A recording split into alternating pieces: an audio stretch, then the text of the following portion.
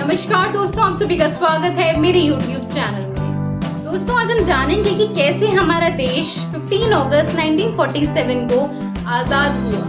Princess park, new Delhi, 15 अगस्त 1947। ये तारीख हमारे देश और दुनिया के लिए बहुत ही महत्वपूर्ण तारीख है। ब्रिटिश राज के अंत की शुरुआत 1947 में हुई। ब्रिटेन में क्लेमेंट एटली की सरकार को ये उम्मीद थी कि भारत देश बिना बंटवारे के मान जाएगा, लेकिन ये उम्मीद उनकी पूरी नहीं हो सकी। जवाहरलाल नेहरू जब अपने देश को संबोधित कर रहे थे तो उन्होंने कहा, क्लेमेंट एटली ऑल इंडिया रेडियो पर 3 जून को जब भाषण दे रहे थे, जब उन्होंने अपनी बात रखी कि ये बंटवारा इस देश के लिए बहुत ही अच्छा है और हिंदुस्तान के लिए परिवर्तन ला सकता है, तो इस सुझाव को जवाहरलाल नेहरू ने कहा कि अगर आपको ऐसा लगता है तो इस सुझाव को जरूर हम मानेंगे, क्योंकि ये हमारे हिंदुस्तान में परिवर्तन ला। 14 अगस्त 1947 जवाहरलाल नेहरू जब 17 यॉर्क रोड वाले घर पर इंदिरा गांधी और पद्मजा नायडू के साथ खाने की मेज पर बैठते हैं तो अगले रूम में से फोन की रिंग बजती है। जब फोन उठाते हैं तो उन्हें पता चलता है कि वो कॉल लाहौर से आई है। लाहौर से एक व्यक्ति बोलता है कि हिंदुओं और सिखों की लड़ाई के चक्कर में यहाँ नए प्रशासन ने पानी की लाइन को कट कर दिया है।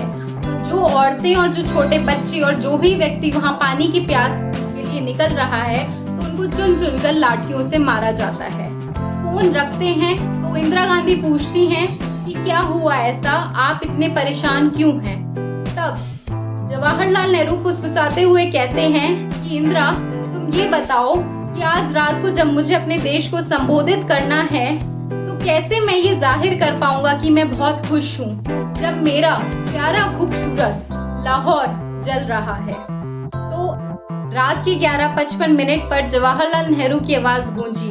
जवाहरलाल नेहरू कहते हैं कि अब वो वक्त आ गया है अपने वादे को पूरा करने का, पूरी तरह तो नहीं, कुछ हद तक।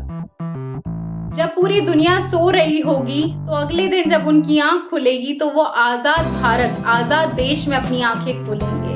जैसे ही रात के 12 बजते हैं वैसे ही शंख बजता है। जैसे ही शंख बजा, वहाँ जितने भी लोग मौजूद थे जो जवाहरलाल नेहरू को सुन रहे थे, उनकी आंखों में आंसू आ जाते हैं। जवाहरलाल नेहरू ने उस वक्त महात्मा गांधी को खत भेजा और कहा कि महात्मा गांधी, आप इस देश के राष्ट्रपिता हैं, आप कल आइए और इस देश को आशीर्वाद देकर जाइए और कल हम इस देश की आजादी का पर्व बहुत ही धूमधाम से बनाएंगे और अपने देश का झंडा फहराएंगे। कुछ समय बाद महात्मा गांधी का खत आता है कि जवाहर, मैं किसी परेशानी को सॉल्व करने में लगा हुआ हूँ, आप सभी लोग इस देश की आजादी का पर्व बनाइए, मैं नहीं आ सकता। तो जवाहरलाल नेहरू ने कहा कि ठीक है, कोई बात। शाम के 5 बजे इंडिया गेट के पास प्रिंसेस पार्क में माउंटबेटन को झंडा फहराना था। वहाँ के सलाहकारों का कहना था कि वहाँ 30,000 लोग इकट्ठा होंगे, लेकिन जब देखा तब वहाँ 6 लाख लोग इकट्ठा थे। इतनी ज्यादा भीड़ थी कि माउंटबेटन स्टेज तक जा नहीं पा रहे थे। वो 25 गज की दूरी से ही अपनी बग्गी पर खड़े होकर जवाहरलाल नेहरू जी से कहते हैं, लेट्स होस्ट द फ्लैग। जैसे ही झंडा फहरा वैसे ही सबकी इतनी तेज आवाज निकली कि पंडित माउंटबेटन की जय। ये हमारे भारत का इतिहास में सबसे बड़ा मौका था, वो भी किसी अंग्रेज को इतना बड़ा मौका मिला कि वो हमारे देश में आकर झंडा फहराए। और जैसे ही झंडा फहरा और उसी के कुछ पल के बाद हमारे आसमान में इंद्रधनुष आ गया। ऐसा लग रहा था कि जैसे ये प्रकृति भी इंतजार कर रही है कि कब हमारा देश आजाद होगा।